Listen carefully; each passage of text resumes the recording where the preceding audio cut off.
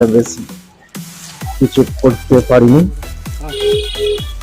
আর অনেকক্ষণ থেকে চেষ্টা করছিল এটা ফাটানোর জন্য, ফাটায়নি।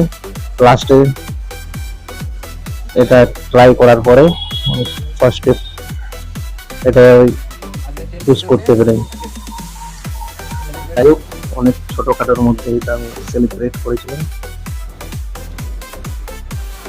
দেখতে পাচ্ছি লাইট ছিল না, এটা এমার্জেন্সি একটা লাইট ছিল, কারেন্ট চলে গেল। এত গরম লাগছিল, ওরা সব ক্যামেরা করছিল।